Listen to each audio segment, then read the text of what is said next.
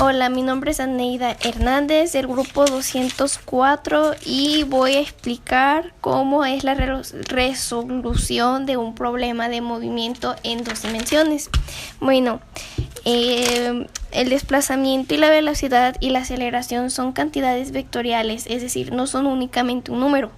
Cuando hablamos de movimientos en una sola dimensión, así por ejemplo, una partícula moviéndose horizontalmente, estamos hablando de movimiento únicamente a lo largo del eje X, en donde los vectores de desplazamiento, de velocidad y aceleración solo tendrán una componente y estarán definidas por la magnitud y el signo que tenga.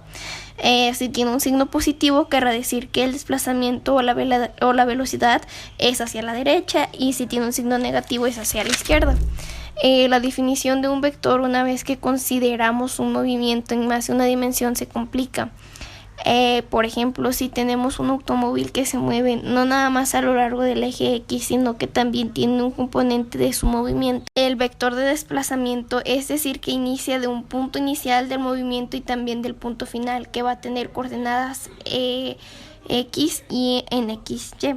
En este ejemplo, el vector de desplazamiento para este automóvil se puede simplificar por sus coordenadas 12,5, donde y es un vector de magnitud 1 con la dirección del eje X positivo Y, otro vector unitario con la dirección del eje Y positivo.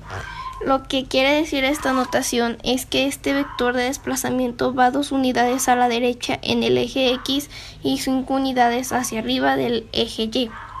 Cuando una partícula se mueve de un punto inicial, tendremos que definir un vector de posición inicial. Por ejemplo, esta partícula está iniciada de la coordenada RO 2,2, entonces su vector de posición inicial será 2i más 2j. Si la partícula tiene cierto movimiento, llega a una posición final.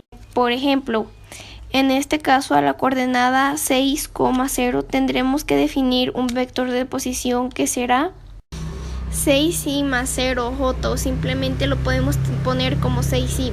Es importante que la posición la definamos como vector, puesta en el desplazamiento es un vector.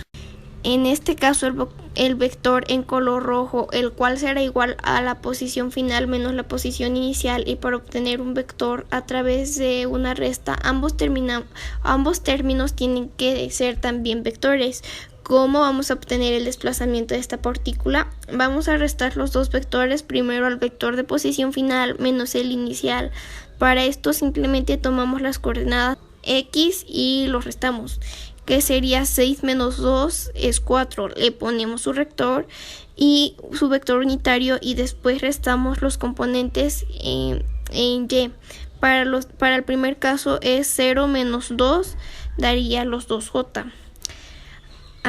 Así definimos el desplazamiento de una partícula en el plano bidimensional.